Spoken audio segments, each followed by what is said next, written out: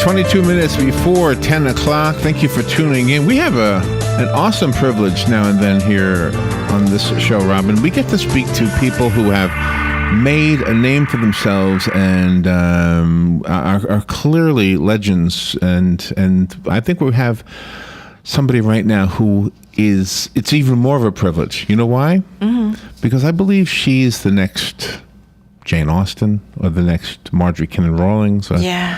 One of the authors, can you imagine what it would have been, what it was like if you were to speak to Marjorie Kinnan Rawlings or Jane Austen, any of the writers? Doesn't have to be a lady writer, but I was just using lady writers' names because Melissa Wolff is a lady. Yes, she is. Young She's lady. A woman.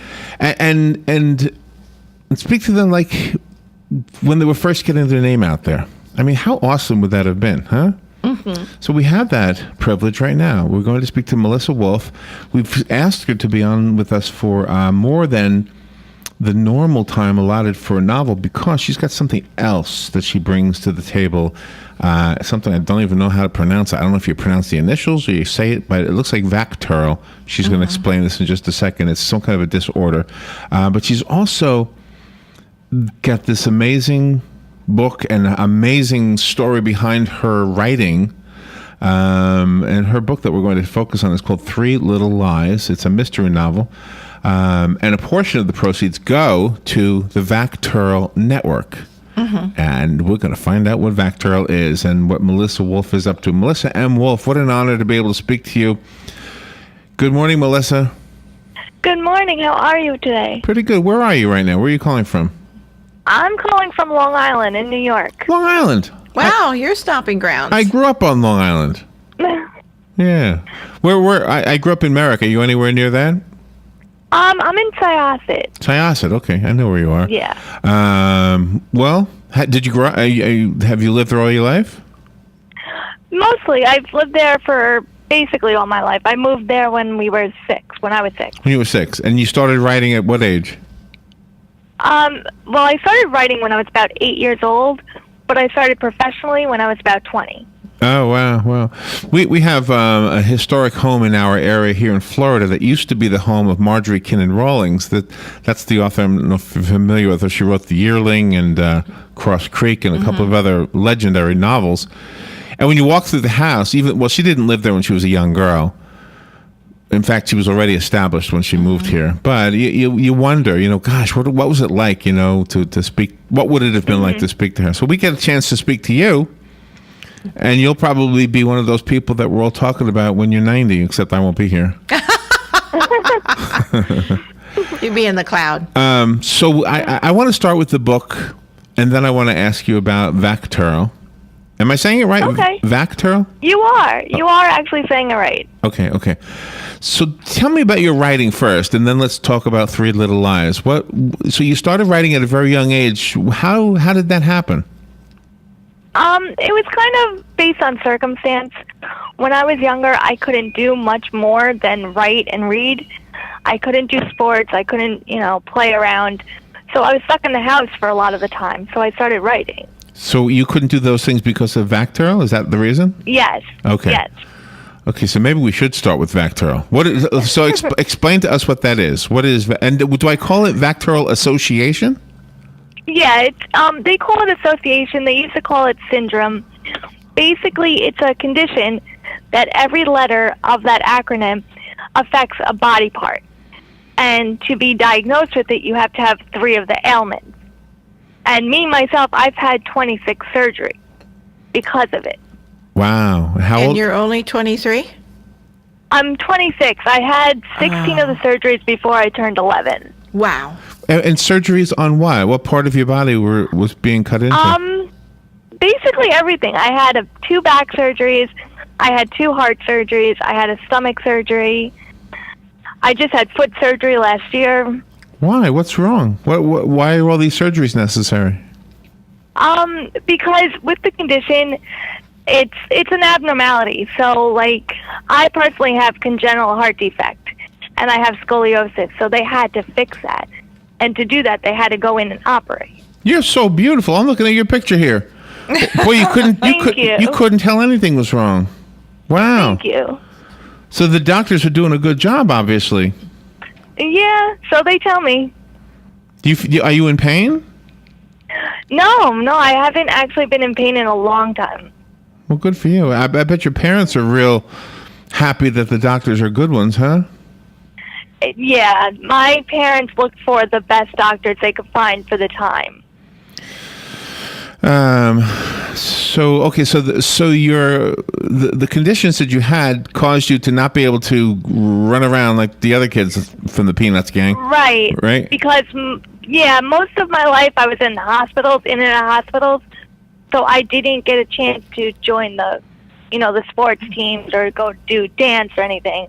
Now, somebody else who was interested in words might have been reading, but you decided to be writing. Is it because the reading was like, oh, well, that's not the story I want to live in. I want to live in this other story?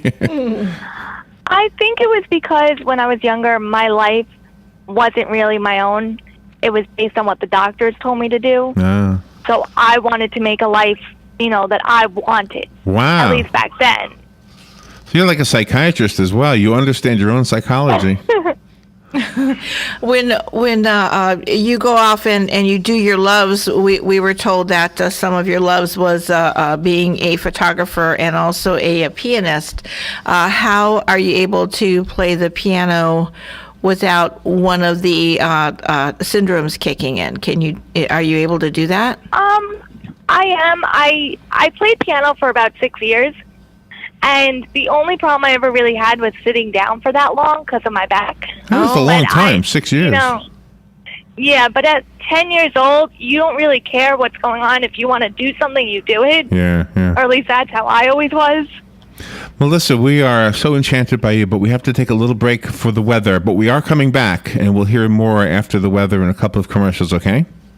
Okay, sounds great. Okay, we'll be right back with Melissa Wolff after this. The weather is brought to you by myfwc.com. Safe boating is no accident. More clouds and sun, warm and humid today with a couple of showers and a thunderstorm around this afternoon. Highs in the upper 70s to mid-80s. Mostly cloudy and breezy tonight with a shower and thunderstorm around. The overnight lows in the 40s and 50s. Tomorrow morning shower along the coast. Otherwise, clouds will give way to some sun. A breezy, much cooler day. Highs only in the mid-50s in the northernmost part of the zone to the low 60s in the south.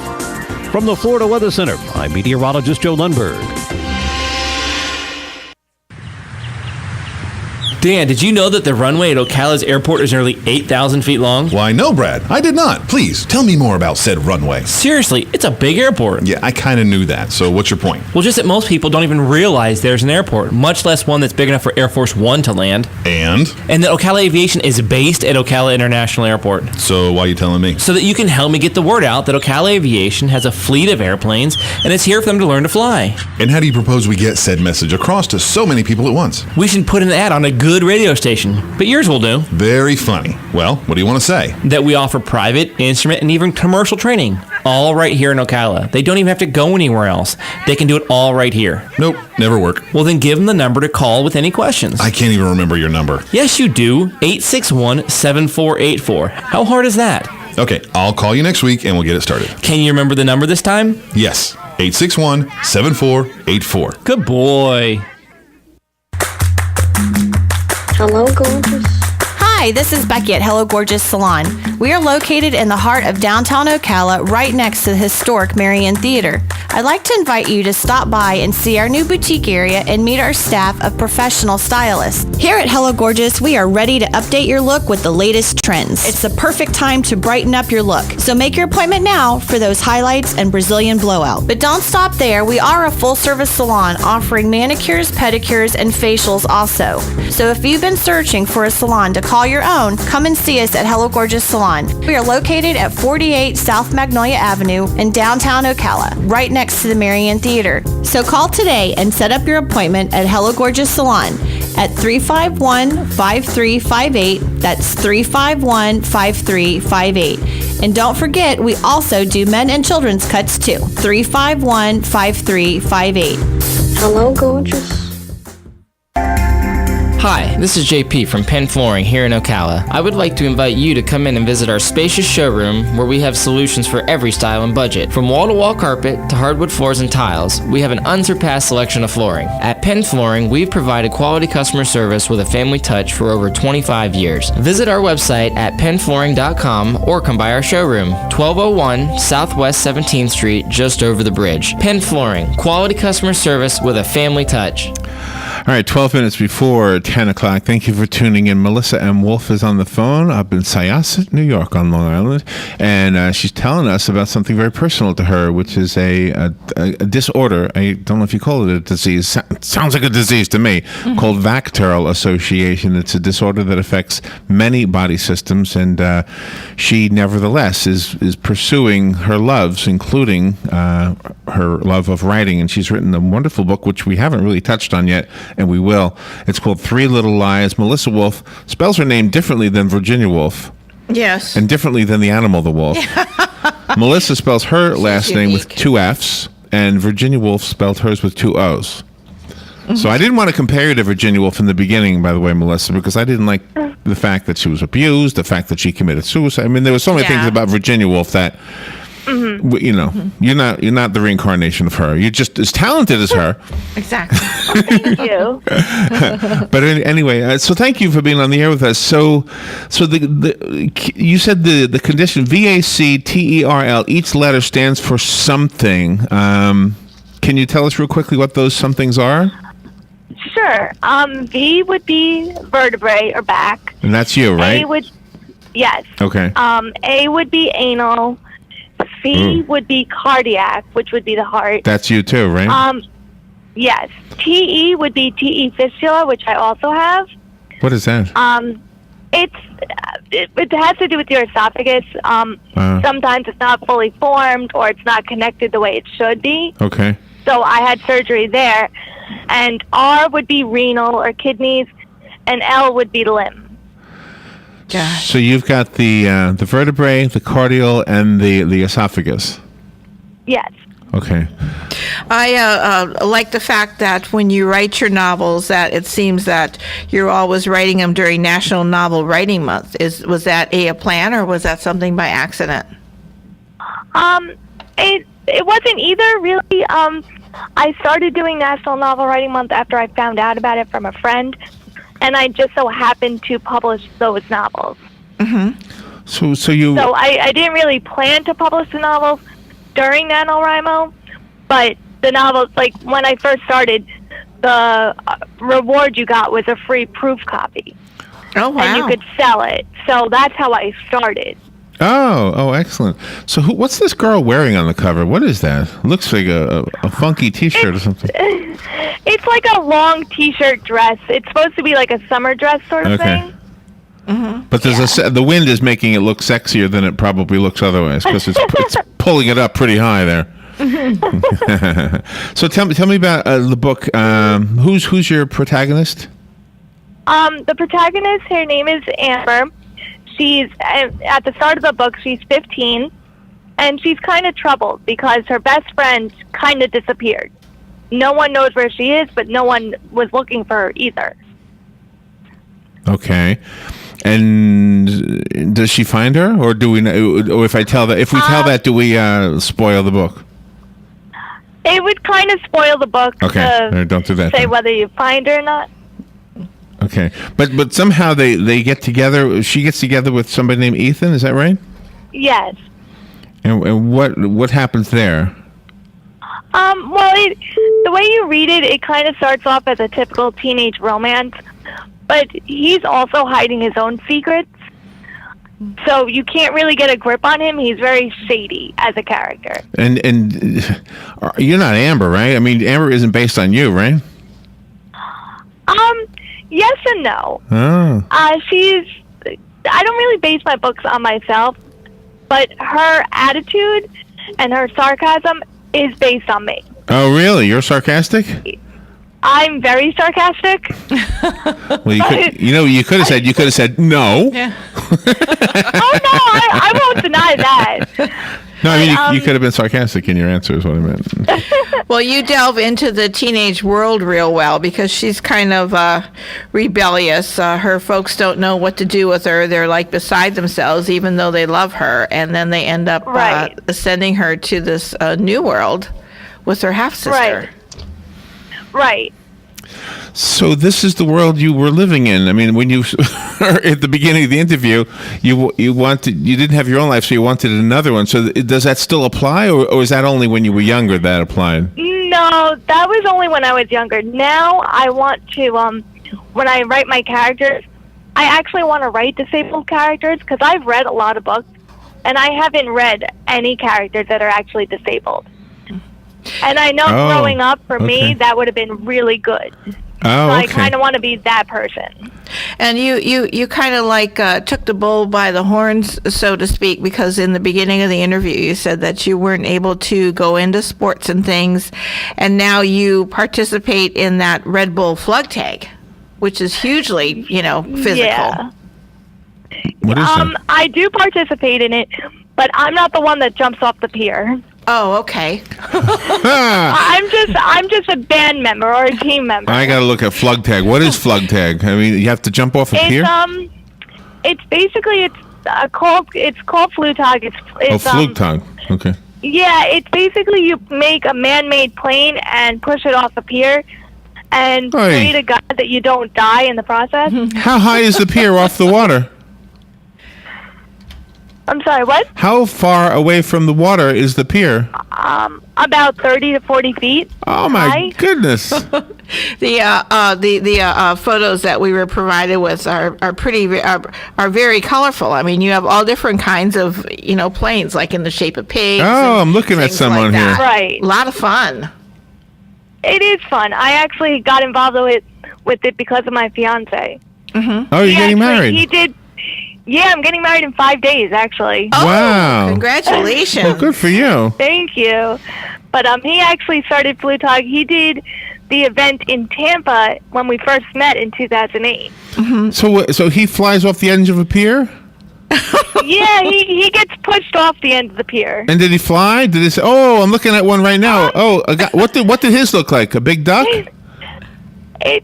Some of them fly, some of them don't. Our plane got 25 feet, which was actually pretty good, but I think the longest was like 200 feet or something. Oh, wow. Wow. Yeah. The wind it must have a lot to do with the wind. It does, and when we participated, we always ended up going either before or after a hurricane. So the winds were always crazy. Oh my goodness. Well, that's one amazing thing about you is that we're also told that you have a memoir in the works, and you are certainly I going to do. be an inspiration to other people that they're not going to sit home and do nothing. You're gonna have to rewrite it. You're too young for a memoir. When you go in for your treatments and the operations, how long is the recovery time for you? It depends. When I had my back surgery when I was 18, I was in the hospital for 2 weeks, and I didn't go back to school for the rest of that year. I actually finished my senior year with tutors, and was just able to walk with my class in June. Oh, congratulations. Good for you. Wow, you are an inspiration in many different ways. Wow, I'm looking at these people jumping off this cliff here, this pier. That's in Tampa, huh? Well, that's cool. We got to go see that live. We get distracted by all of that. 3 Little Lies is the name of the book. Melissa Wolff is the author, and there is a sequel. I understand Robin was mentioning that during the break, and the sequel comes out in the summer, next summer? Yes, it's hopefully will be out in June of next year. You seem to be an extremely great mentor. Do you like writing classes, and do you like writing workshops? Do you think they're very, very helpful to up-and-coming writers? I hear that they're good. I've never actually participated in one because I can't find one in New York. That's like not in the city. Oh. But I hear that they're very helpful. I do have a group of friends that are writers that we get together and, have our own little writing group. Oh, that's wonderful. So you share ideas? Yeah.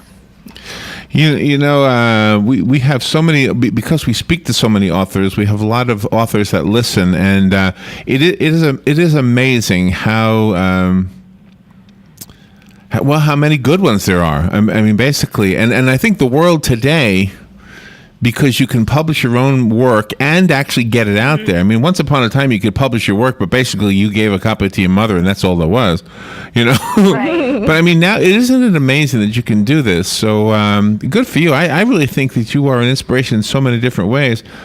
So what's the next book going to be called? I don't have a title for the next one yet. It's actually, the way I work it, I think it might actually be a trilogy. I'm actually trying to work in a third book if I think it would actually work. But I don't actually have a title yet. So wait a minute. When you get married, will you change your last name? I will change my last name legally, but on my books it will always be Wolff. Yeah, you got to be. That's that's how That's a I'm cool known name. as. Well, what's your married name going to be? Iacona. Iacona.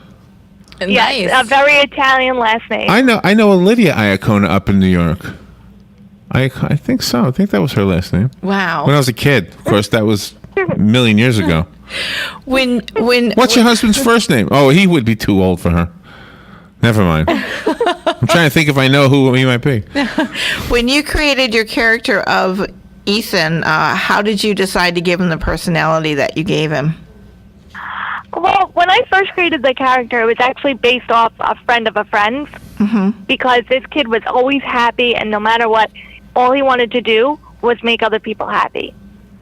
And so that's where the basis of it was. But his dark side, it kind of came along, as the story went. Yeah, you did an excellent job. Well, and the fact that the proceeds, some of the proceeds are going to the Vacturl Network, I think this is evidence that you're going to go far. Just don't go off the edge of that cliff thing that I was just watching, especially with the back surgeries. Melissa, well, thank you so much for being on the air with us this morning. That was fun. Go get the book, 3 Little Lies. I have a copy here. If you call me, I'll give it to you. The rest of us have to go buy it. It's on Amazon, am I right? Yes. And do you have a website? Yes, it's my website is melissamwolff.com. Okay, with 2 F's at Wolff on Wolff. Yes. Thank you, Melissa. All right, we'll be right back. Broadcasting from the Paddock Mall Studios, this is WOCA, Ocala, Gainesville, The Villages, 1370 AM, 96.3 FM, The Source.